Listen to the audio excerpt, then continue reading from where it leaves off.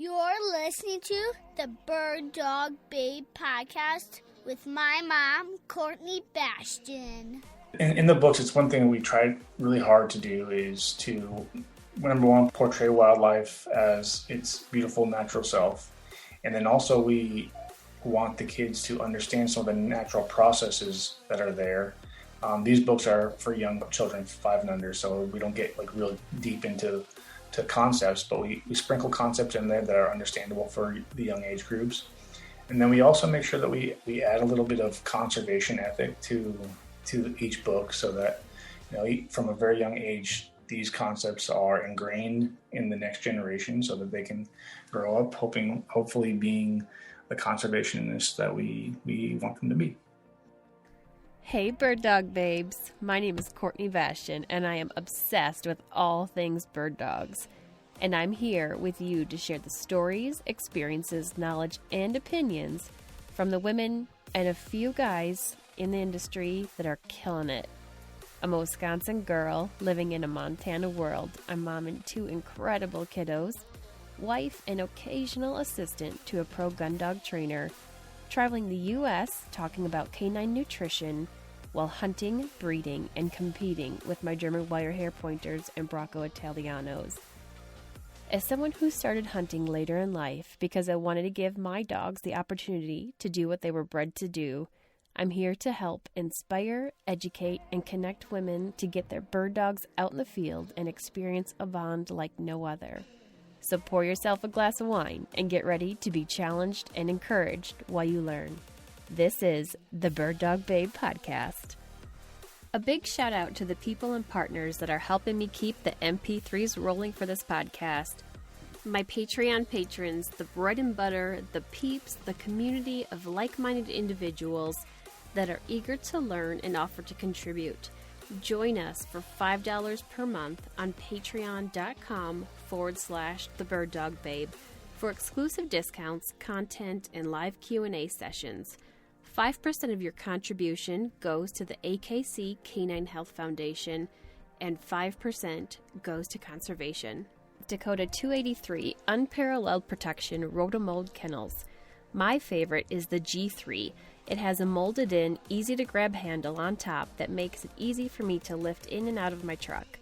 The keyed paddle latching door makes me feel at ease on trips when I run into the gas station or a restaurant for a bite to eat and I'm not able to bring the dogs in with me.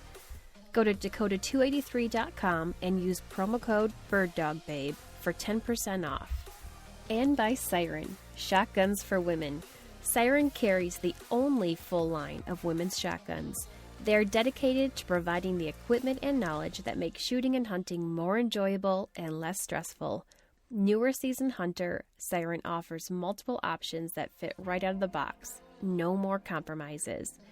Go to sirenusa.com and check out all the options available for upland, waterfowl, sporting, and trap shotguns. And while you're there, say hello to Julia, Siren's new 12-gauge sporting that is one of the most stunning shotguns I've laid my eyes on. Also by Big Frig, roto-molded coolers with heavy-duty latches, dual stainless steel lock plates that double as bottle openers. They also have dry boxes, tumblers, and growlers. And my favorite, the ability to customize the tumblers and coolers. Head to thebirddogbabe.com/bigfrig to view the wide array of sizes and colors available. There's a Badlands cooler perfect for your way of life. I just returned home late last night from my first chukar hunt, so I'm getting this episode out a bit later in the day than usual. But hey, it's still Tuesday, and I've yet to miss a Tuesday publish because I'm that dedicated to you, my listeners, that even with raging shin splints and a mile-long to-do list, I'm here for you. And about that chukar hunt, well, stay tuned because I'm recording an episode later this week that is going to be a great listen. Mark your calendars for this Friday, January 22nd, and join us on patreon.com/thebirddogbabe for another monthly session of Beyond the Podcast, where William and I will be going over the conditioned retrieve process. How many of you had issues with your dog's retrieve or lack of retrieve this year? Well, Now is the perfect time since season is ending and testing hasn't started yet. Everything we're going to teach you, you can do right at home. You don't like the method of throwing an e-collar on your dog and making them retrieve? Yeah, me neither.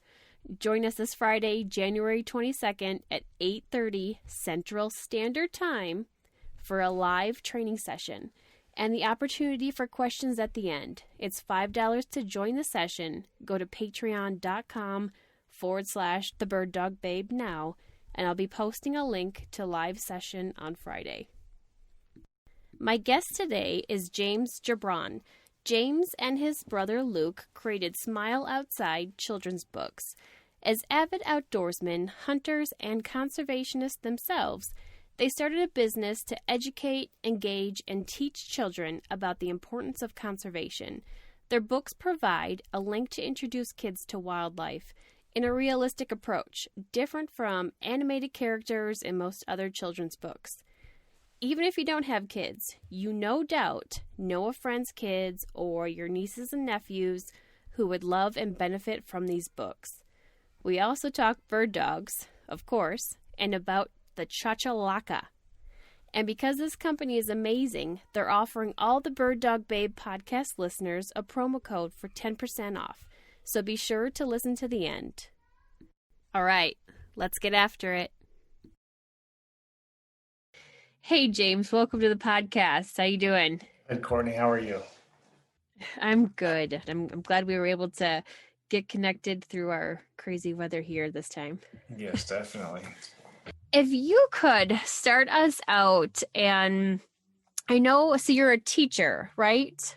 Yes, I teach high school science.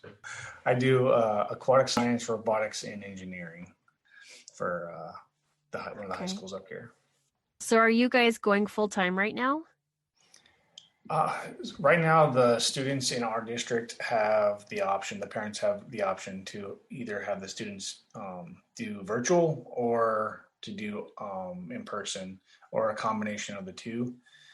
Most of our district, the kids right now are virtual, but the teachers are in the classroom, and we have a few kids that are in person. If you could tell us a little bit about what inspired you to start writing children's books. Was this something that you had thought of for a while, or was there something specifically that made you jump into it? It was actually something that I had never thought about until it all happened. I was reading a book to my son, Adam, who at the time he was almost 3 years old.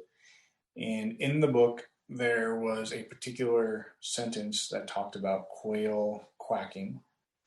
And I think that it was meant to be a joke by the author, but I know a lot of people that aren't as outdoor savvy might not understand the difference. And some kids, I feared, might grow up thinking that quails quack. And it frustrated me, along with all the other anthropomorphization that I see in children's books.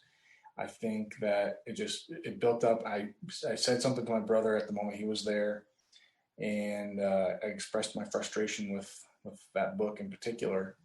And he challenged me at that very moment. He said, well, why don't you do something better? I don't think he was being 100% serious at the time. I think he was more trying to get me to shut up about my complaining. But I looked at him, I said, okay, that's a great idea. And then we kind of just started right then and there, started like writing ideas of what kind of books we would write. And 2.5 years later, this is where we are. We're selling books and having a great time doing it. Yeah. And I mean, and like you had mentioned it, and I feel it's not only in the children's books that, you kind of have these characters of illusions that aren't the way it actually goes, but even in children's movies and TV shows, I feel like it's all over. Yeah, I'm completely with you. And I mean, you see it everywhere. There's animals that are very human-like, and they are wearing clothes. They're having human emotions. And I understand like why film writers do that and why authors do that. it's very engaging for the children. But at the same time, I think number one, I think that children can appreciate wildlife for being wild and being an actual animal and in its natural beauty. But also, I think down the road it leads to bigger problems. I think that a lot of studies are showing right now that the way that we as society are viewing wildlife is manifesting itself in a way that we are trying to dictate wildlife conservation with emotion rather than science. And that, I think, is going to be a long-term problem if we continue that, because if we continue to allow emotion to guide us in biological studies, then the science gets left behind, and that's not a good recipe for success. And what I really appreciate that you guys are doing in your books is that it's all based around conservation. And, I think of the movie Bambi. So it's a movie that came out in like 1940s, maybe? But, you think of the movie and how it portrays a hunter. And, I grew up thinking when I watched that movie of those awful hunters. You see, the birds flying up and getting shot, and they were so scared to fly up, and then the deer hunting. Nowhere in there is it explained why they're out there hunting and what they're doing, how they're harvesting it. It's going to be feeding a family. Absolutely. It's just portrayed as those awful hunters that are doing these things to the deer.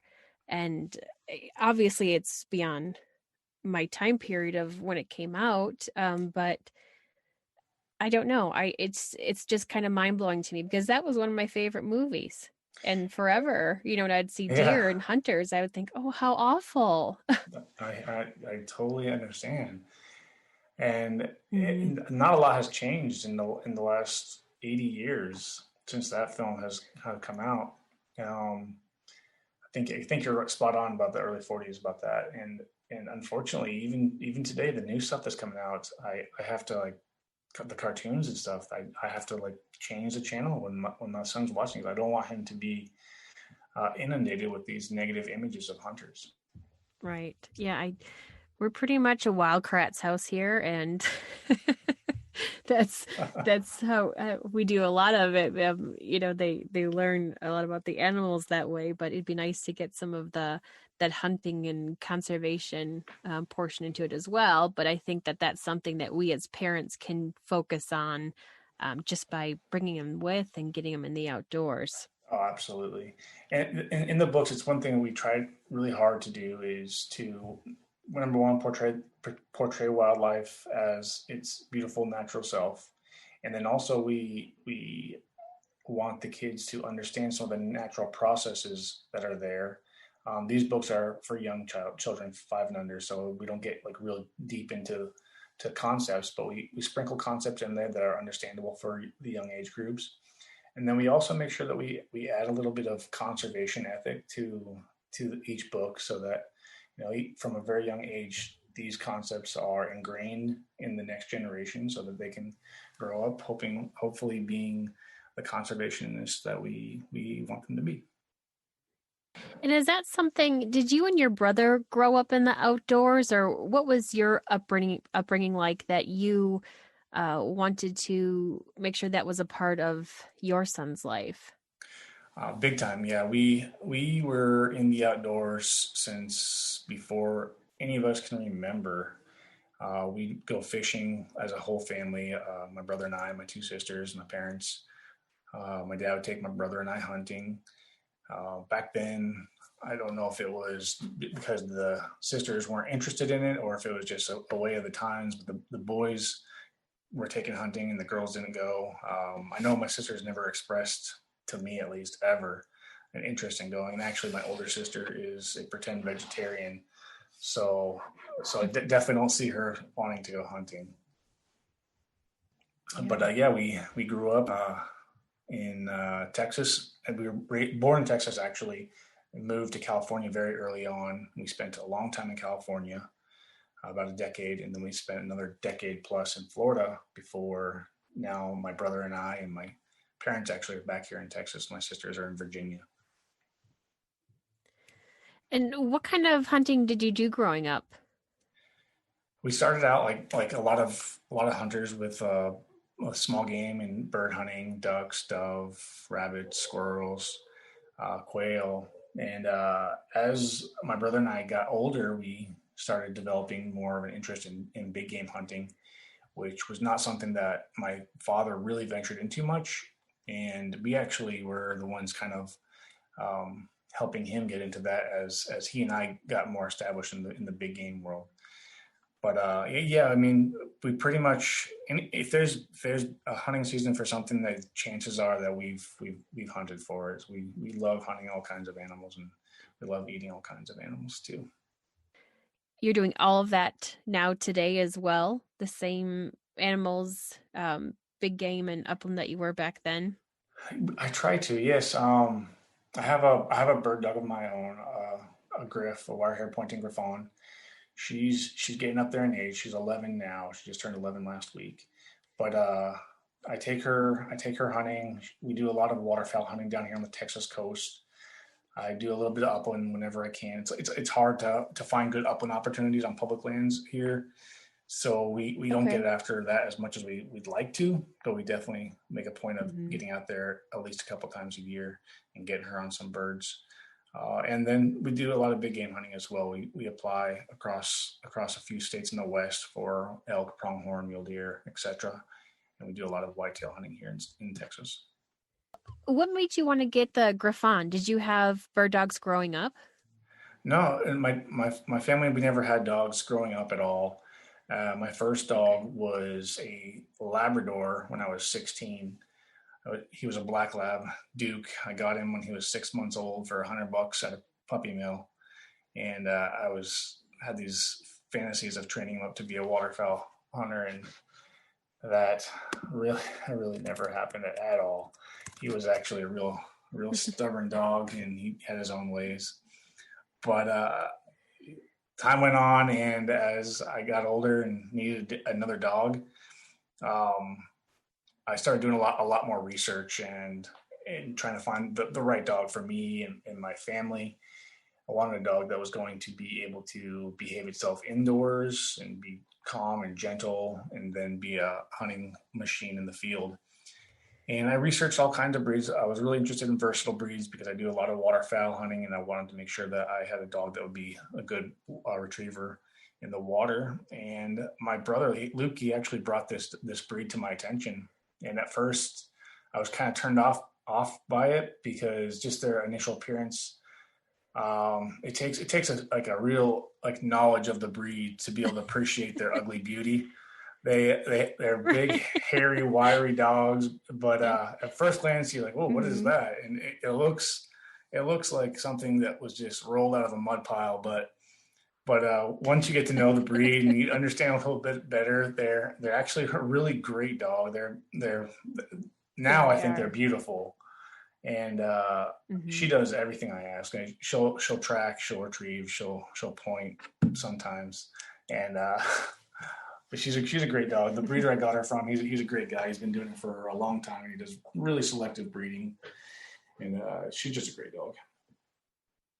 That's awesome. Will you get another Griffon next? You know, uh, there are a lot of breeds that I just There have are. like the fantasy of training up and seeing what they're like. Unfortunately, my life is not going to be long enough to experience all of them. So when and if I get another dog, there's a high probability that I'll go with a Griff again, just because it's a tried and true breed for me, and I love their demeanor and I love Yeah. their work ethic. Yeah, they're fantastic. They're a great, great breed. Have you hunted And over I many of them? think, yeah, I have. I have. I have German wire hair pointers myself. Mm-hmm. But yeah, we've trained some Griffons, and actually our NAVDA chapter here, um, they could nearly be a Griffon NAVDA chapter because we Oh, have that's so awesome. many in them. So yeah, they're very popular in our area. So my They're a cool Griffon, breed. she has really short hair for her breed. There's not a breed standard on the length of the coat, but she has really short hair. It's really tight, and Okay. it's so funny. I get a lot of people thinking they come up to me like bragging that they know what kind of dog I have. I'm like, oh really? I didn't. Not a lot of people do, and they go, yeah, it's a German wire hair. I'm like, oh no, it's not. Yeah. But Yeah. those are great Yeah. dogs too. I'm not knocking the wire hairs. Nope, they're both great breeds. Oh, hey, speaking of bird dogs, I want to take a quick second to share an opportunity for you to help the AKC Canine Health Foundation, which is the largest nonprofit funder of health research focused solely on dogs. If you're one of my Patreon patrons, a portion of your $5 per month goes to the AKC Canine Health Foundation. I've partnered with them to fundraise for 3 initiatives: hemangiosarcoma, epilepsy, and tick-borne disease. I'll be mailing out one of their calendars to each person that donates, so head over to www.akcchf.org/birddogbabe to designate a dollar amount and which initiative you would like to support. I'll throw in a cool Bird Dog Babe sticker in the mailing as well. Come on, Bird Dog Babe community, let's help this amazing foundation get closer to answers on these issues that are affecting our bird dogs. Training with her, did you do that yourself, or did Yeah. you have different resources? My main reason I read a lot of books, and I ended up settling for the most part on the techniques that are in the book that NAVDA publishes on training your own bird dog. I followed that for the most part, and it's a really concise way to build your bird dog up. And I was really happy with the results. I know some areas where I was lacking personally that on the next dog I have that I need to improve on, but the steps in that book really gave me a solid foundation on building Brain up to be a really good retriever and a really great pointer. At one point, I've slacked off on the training, and our lack of upland birds just her pointing is not where it should be anymore. Unfortunately, it's my fault. Yeah. Well, it's not your fault necessarily. There's different ways and means to do that, but right, with the lack of upland birds, that gets to be tough. It does. And you do a lot of waterfall hunting with her, you said? Oh yeah, a lot. Yeah, it's so awesome because it's not uncommon if you don't have a dog and you're waterfowl hunting in a marsh, in these saltgrass marshes. It's really thick, really hard. If your bird is crippled, it's so often the case where you don't recover a bird. But with her, in the last decade, I've probably only lost maybe 2 or 3 birds, and it's been such a great conservation tool, and I really enjoy seeing her work out there. Mm-hmm. That's awesome. And I love what you just mentioned there, that as a conservation tool, because the dogs are a big piece of having successful recovery of the game. And especially with waterfall hunting. Yeah, I mean, there's been some retrieves that she's made and some birds that she's found that I just don't even know how it was even possible. And it's those proud dad moments, I guess.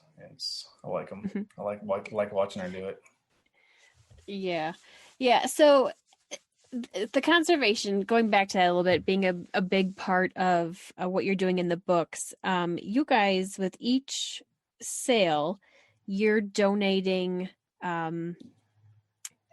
some money from that to different conservation organizations. How are you working that? Yeah, so as of right now, we have 3 conservation partners. We have the Texas chapter of Backcountry Hunters and Anglers. We have Quail Forever and Pheasants Forever as conservation partners. And as for the books, every single book, we have a set of 5 books and a set of 3 books, but every single book, individual book that we sell, we set aside at least 50 cents from each of those books to go towards conservation. So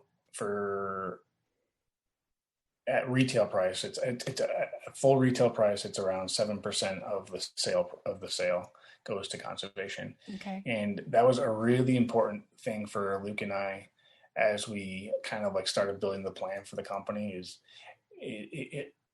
a big part of it was we wanted to find a way that we could give to conservation more than we were able to on our normal salaries. And we really wanted to leverage the company as a tool for conservation. And that's the way we decided to do it. And it's been going great. And we hope that, we can continue to add more groups to that list as we build the company and sell more books and just give and give and give. That's what we want to do. So you just mentioned there, I mean, are you in the works of doing, continuing on more series then? Oh, we have lists and lists and lists of books that we want to do. The hard part right now is, awesome. is figuring out which books to do next. And we have a really good idea right now about the next individual book that we want to do. There's a good chance that we're going to release an individual book, which we haven't done until this next one. And I don't want to give too much away because I don't want to be wrong and have our minds change. But if we go with what I'm thinking right now, I think your listeners in particular will be very happy with it. Awesome. That's very exciting. And I was just going to ask, is there going to be some kind of a bird dog book in the works? I would maybe, possibly in the future. I would love to see a bird dog book come out of our company. Awesome. So the books you guys have right now. So 2 years ago, your first series came out. Is that right? About a year and a half ago, August 1st of 2019, we sent out our first book. So just over a year, almost a year and a half ago. And then this past August, we released our Conservation Series 2. So it's 8 books total now that we've put out in the last year and change. And it's been going really good. We are so excited about just putting out more material. Like I said, we have so many books that we want to do, and it's just a matter of slowing ourselves down and not getting ahead of ourselves. And we only have a limited amount of money to make books, so we got to kind of just wait and get more sales and build that up one step at a time, because it's really easy to get out of control and just say, okay, let's do all these ideas that we have, and then that wouldn't be good for the bank account. Right. So your first series, the Conservation Series 1 is what it's called. There's 5 books in there. You have Ducks and Geese, Coyote Lost Her Voice, Antlers, Pheasants and Quail, and then the 5th one is Clean Water. So the one Coyote Lost Her Voice, that kind of is intriguing to me on how you work, what that story would be about. Can you summarize that a little bit? Yes. So we wanted to cast a pretty broad net in our first series to get as much attention and as much feedback as we could from the public. And so we kind of spread ourselves all around the different kind of animals of the North America. And the Coyote Lost Her Voice was originally the idea of it was to build a book based on predators. And so in that book, there's coyotes, there's wolves, there's foxes, there's big cats and bears. And of course, we definitely did not want to name the book Predators for a children's book. That just sounded really creepy. So we had to come up with an alternate way to present that book.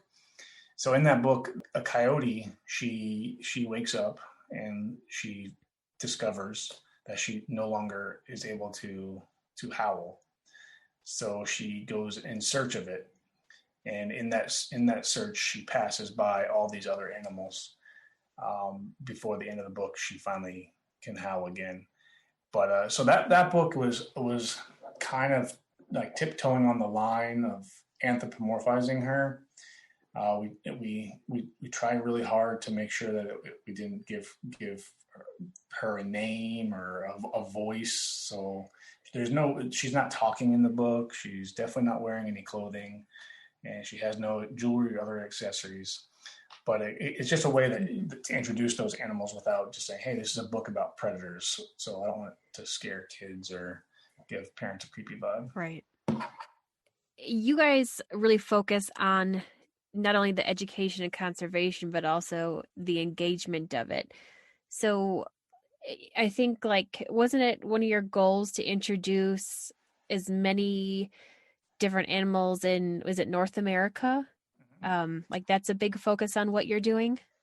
Yeah, so we really are trying to introduce kids to wildlife in North America for now. Who knows what the future holds about expanding past North America? But for now, we're focusing on North America.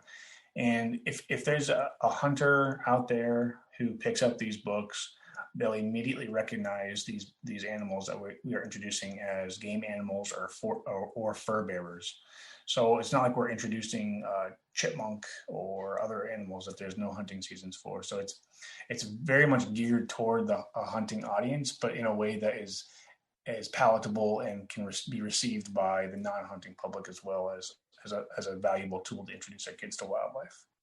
In your second series, the conservation series 2, you guys just launched that a couple months ago, didn't you? Yep, we sure did. And that one is about fish. So we switched gears and went towards aquatic life. And in that series, it's a 3-book series. We have 3 books. One's called Fun Fish, which focuses on warm water species like largemouth bass, smallmouth bass, bluegill, pike, and a whole bunch of other warm water species. That one was illustrated by one artist, our artist from our previous set of books, Anna Ortiz. She illustrated Fun Fish. And then what we did unique was in this set of 3, we decided to go with 3 different artists. We wanted to bring in some more people to the mix here just to add some variety. So one of the books is called Cold Water, and that's a book about fly fishing for trout and char species. And that book was illustrated by Garrison Dock over from Water. He's a really talented artist, and that one's done with pastels. So it's a completely different look than the watercolors from Anna Ortiz's illustrations. And then the third book is called Reef, about reef fish and reef ecosystems. And that one was done by Abby Cleek, who did it in a digital format. So we have 3 different formats, 3 different artists that look completely different, but they come together to make a really beautiful set of books that we're really proud about. Mm-hmm. And is that going to be like, are the themes, are they kind of similar throughout the first series and second series then, as far as the color and not animation, that's not the right word for it, but and the way that the appearance is? Yeah, we still make sure that there's a lot of color in there for the kids to catch their eyes, and we still have the fish illustrated in realistic fashions. So the kids are flipping through, and there's no fish that are big, cartoony, googly eyes with sunglasses on or anything. They're fish. They're real fish that look amazing. They look like fish. They're identifiable as a fish in a specific species, which is kind of one of the things I don't like about other books, is that a lot of the animals in other books, you could very easily just change the color of it and it could be a completely different animal, and it doesn't really tell a kid exactly what it is. And the cartoon version of it differs so much from the actual version of the animal that the two are pretty indistinguishable from each other. Right, where you almost distinguishable, yes. The kids wouldn't even be able to recognize it. Right. I've actually had that problem. Like I do flashcards with the kids of, like my 3-year-old identifies different animals in flashcards and different objects and things. And what was it? One was I'm trying to think. It was a turkey, or it was an ostrich. The flashcard was an ostrich, and my daughter always thinks it's a turkey because it has these big feathers up around its head, and it's wearing sunglasses and sneakers. I'm like, oh boy. Yeah. So there's another idea for you, James. There's another idea. Huh? Get some flashcards. Flashcards that are realistic. Yeah, we love doing flashcards. Flashcards are the best. What is kind of that process of coming out with children's books. That's kind of interesting to me and how that works, because it seems like your idea that you and your brother had, it went pretty quickly from idea to publishing. So from original idea, it took about a year for us to release our first set of books from the time we started planning. Okay. We figured things out a little better, so we were able to streamline that a lot for the second set, and we probably cut that in half probably.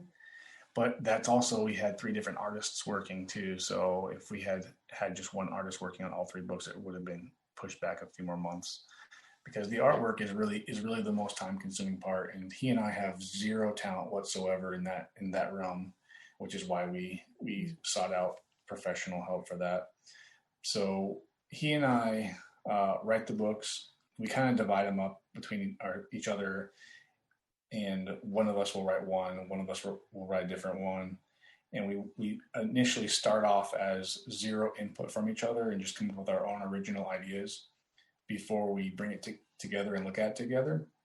And then we'll discuss areas that we like and dislike. And those conversations, I thought originally would be difficult conversations to have. He and I bump heads a lot in life, but in certain things like hunting and fishing, we're always on the same point. And with the company so far, we've done so good at working together and communicating our thoughts that it's actually really impressive to see my little brother and myself just doing so well. But That's really cool. Yeah, it is. And so we once we hash that out, then we rewrite things, and then once we have that somewhat final draft, we'll take it to an artist and say, this is what we're thinking. And we've given them very, very general ideas of what we want, and given them the ability to use their creative insights to draw or paint or write what's in their mind, rather than trying to create something that they are told to create, which I think gives them an ability to do a much better job than we'd be able to tell them how to do it, if that makes any sense. Sure. Yep, it does. And is there a set number of pages per book that you guys have? So the size of these books have 14 inside pages and then a front and back cover. That's just the size we chose for the ones that we've done so far. We've discussed in the future doing other books, bigger books, and books for older kids that would be different format books. These books are board books, so we've talked about doing other books as well for older kids in the future as well. Okay. Yeah, and actually that was going to be my next question is, the age, because you had said these are for about 5 and under, if you were going to look to expand that at all. Yeah, it's eventually we want to be able to be a company that kids can learn from regardless of their age, and be an integral part in introducing kids to wildlife and to conservation. And of course, as they get older, they need materials that can follow them in that path as well. And we want to be able to provide that for them in the future as well. You guys are a part of the 2% for conservation as well, right? In part of this process with the books? Yeah, we're very proud to be able to put that label on our product. For those who don't know what 2% for conservation is, it's a conservation organization that certifies businesses as conservation loving folks, which their standard is at least 1% of their time donated to conservation, and at least 1% of their money goes back to conservation as well. So they have a check and balances with us every year that we work out, and we show to them, that we meet that standard, and then they allow us to use their symbol on our product and call ourselves 2% for conservation certified, and something that we're super proud of. And we hope that every time that we talk about it, that there's another company out there that is listening that gets the idea that might be good for them. And I highly encourage companies to go to their website and check it out. And definitely it's something that's really awesome. It's a fantastic organization for sure. And it's not just for companies as well. So individuals can also pledge the 2%. That's a good point. Thank you for stating certification that as well. Yeah. Because I think I did that earlier in the year last year, because it's a pretty cool thing to do. And it's a way to give back, because it's not just about giving time in conservation or just giving money. It's having that dedication to do both, because that is what it takes. For sure. And, not to discourage anybody who can only give time or to only give money, give what you can, but definitely, I'm glad that you yourself certified for that. And that's one more reason that I like Bird Dog Babe. Yeah. And it's cool in Montana. We can support it, a little bit when we go get the license plates for our vehicles. I don't know if they're going to start doing that in other states now or not, but we have a 2% for conservation license plate here in Montana. That's so cool. Listen, y'all up in Montana are some conservation loving fools up there. Okay. I was up there this past summer, and I have a 2% for conservation sticker on my truck, and I've never, ever in Texas or anywhere else I've driven had anyone comment on it. When I was in Montana for that week and a half, I had 4 people mention it. And I was like, wow. Yep.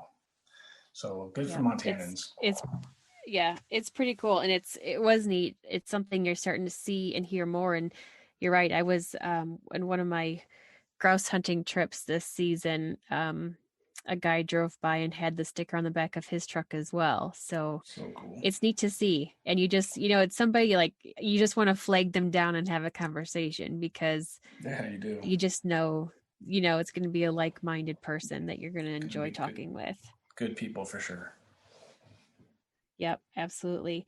Game bird recipe. I'm really curious. This is like one of my favorite questions for my guests, and what your favorite game bird recipe is. And you do a lot of waterfowl, so we can go that route too, or both, upland and waterfowl, because I'm curious.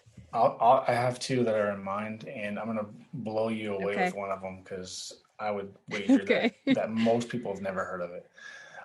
The first one for waterfowl, it's super simple. A lot of people try to overcomplicate waterfowl. I like taking breast meat and just doing a really hot, really fast sear and eating it like a raw steak, just salt and pepper. I think that is the best way to have duck. But a lot of times the legs and the thighs go to waste.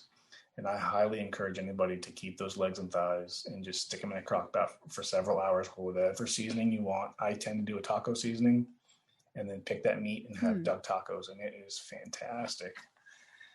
Ooh, that would be good.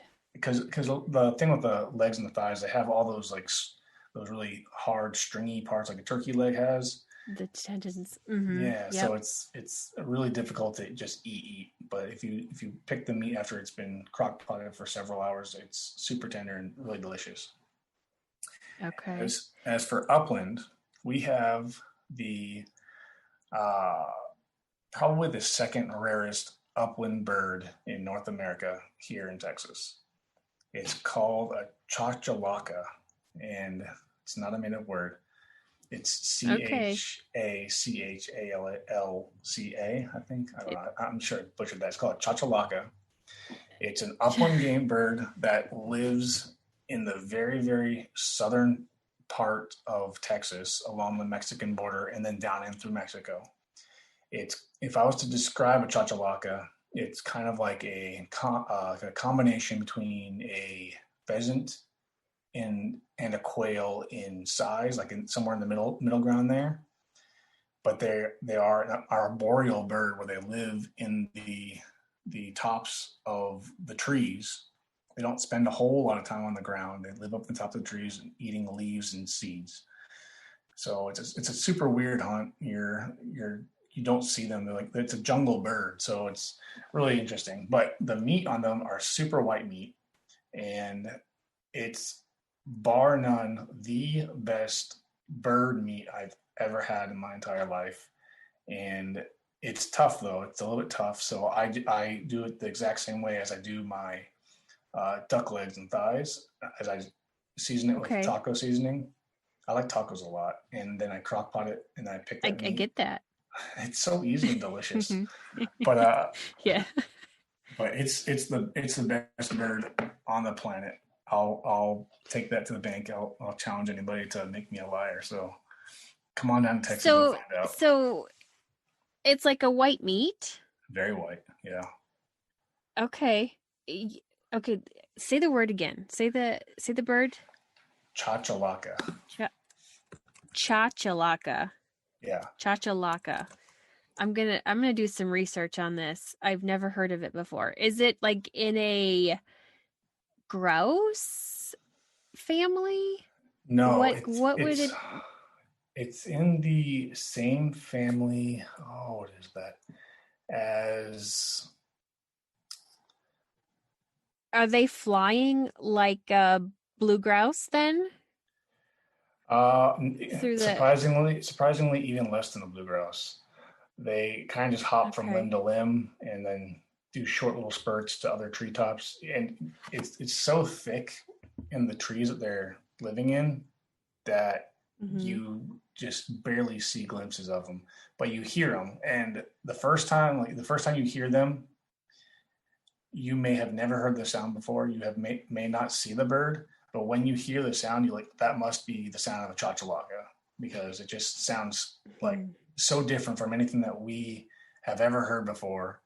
And they're in the trees, and they could be 10 feet in front of you, and you just not see them because it's so thick where they're eating leaves. Okay, so I just saw a little thing that Hank Shaw said. He said, Chachalaca tastes like a wild chicken, mild, dense, flavorful in a way that a pheasant or even a ruffed grouse is not. Well, that says a lot. Very. Huh. That's way more eloquent than I could say. I need to put this on my list. I'm intrigued. Yeah, I mean, there's a spot that I go down to. I know they're there. It's a really strange hunt. It's not a hunt, unfortunately, that bird dogs per se are really of use. A retriever would be nice, but they're unless your dog is used to pointing squirrels in trees, it's kind of a hindrance because they're just going treetop to treetop, right? And they're super wary, and if they see you, they're hopping along and they're gone before you even can even see them. So it's a strange hunt. It's a really weird hunt. But if you do want to come down, just is it fun? Oh, it's super fun. Is it like fun and challenging, or are they not pressured so they're sitting up there like early season Montana grouse? I honestly, I don't think they're that easy. I don't know how much pressure they get, to be honest. There's only like a small handful of public properties down here that allow hunting for them. I think there's maybe like 5 or 6 public properties down in South Texas that allow hunting for them.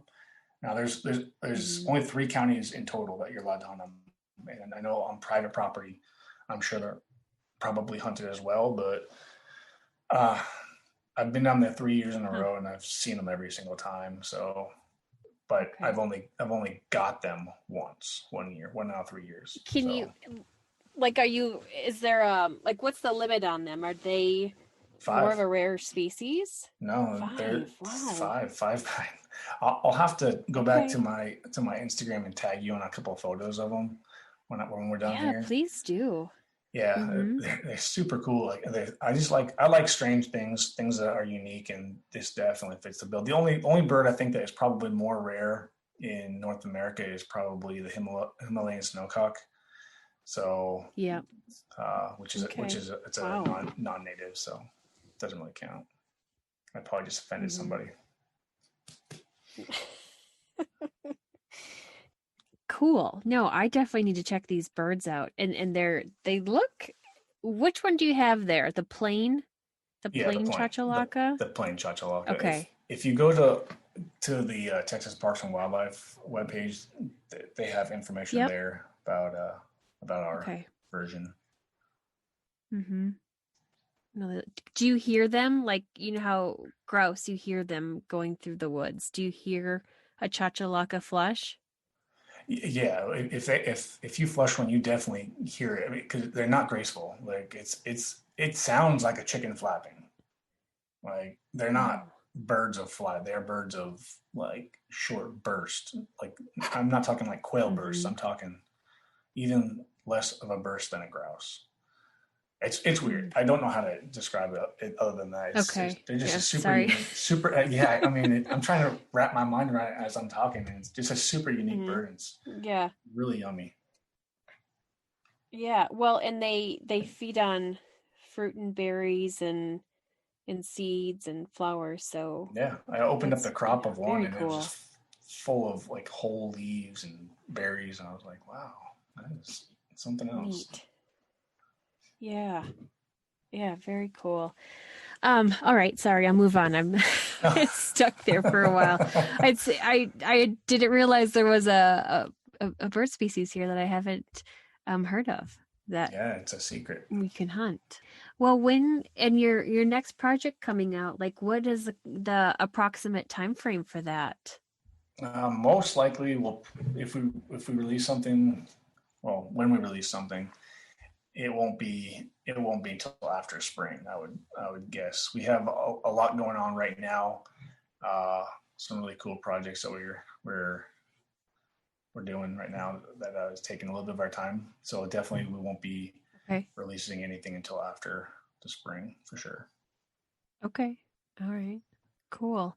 Um, where can listeners find out more about the Smile Outside books? I know you're on Instagram, and so tell us your handle there. Our Instagram is like our main activity area, and that's _smile_outside. And we have pictures of the books, of course, but a lot of folks are so awesome, and they send us pictures of their little kids enjoying the books, and we love sharing those with everybody. Those are the kinds of things that we do this for, and it's really good to just get that feedback from parents and kids alike. So our Instagram is our main spot. We also have a Facebook page. We're not as active on the Facebook, but it's there. And then, of course, you can go to the website, and that's smileoutside.com. And you can purchase books through the website. And we are actually offering your listeners a discount for listening to your amazing podcast. So if they use Awesome. promo code Bird Dog Babe at checkout, we'll give them 10% off for being loyal listeners of yours. Oh, that is so cool. Thank you guys. Oh, our pleasure. That and even if people don't have kids of their own or are in that approximate age, somebody's kids that could use these books. I guarantee it. A lot of people have come back and told us that they've given these books as gifts to like their niece or nephew or their friend's kid who and they just wanted to put these wildlife species in their hands in a way that wasn't going to upset the parents with having a bunch of like guns and stuff in them either. I think it is a fantastic idea for a gift. I'm anxious to get some for my kiddos, but we all know somebody's kids that could use these and get a little bit more in tune with the outdoors and the ethics of responsible hunting and conservation. I love what you guys are doing, James. It's awesome in every single way. As somebody that I love to get my kids outdoors and learning and taking them along hunting and fishing, and the more real life stuff we can put into their education and growing up to be responsible, ethical conservationists themselves, the more I am happy to put in front of them, because they're going to go their own direction, but we can just hope that fire that we ignite in their heart continues to grow and grow. And if they do decide to do what we do one day, that they're going to do it in the best manner, or at least be able to teach it and be a good example. Couldn't have said it better. Yeah. So, well, thank you very much for joining us. Loved having you on and learning about what you guys are doing and the efforts that you're putting behind it. Absolutely. Thank you so much, Courtney, for the invitation, and I really enjoyed the conversation. And let me know about Chachalaca. If you want to come down, just give us a holler. I totally am. It's every time I hear you say that, it makes me think of the kombucha. What is that drink? Kombucha, yeah. Kombucha. Yeah, kombucha. Like, I'm going to go hunt some Chachalaca and drink some kombucha. It makes for a great conversation. I'll tell you that. It does. All right, James. Thank you. Courtney, thank you so much. Thanks for listening to another episode of the Bird Dog Babe podcast. If you enjoyed this episode, share it and tag me and someone that would benefit from listening. Please help me out by giving the podcast a rating and review on whichever platform you're listening from, and hit subscribe so you don't miss an episode. Be sure to join me on Instagram, Facebook, and YouTube. And if you're interested in some Bird Dog Babe swag or gear that I rely on, be sure to check out the store on my website, thebirddogbabe.com. Until next time, Bird Dog Babes, keep them versatile.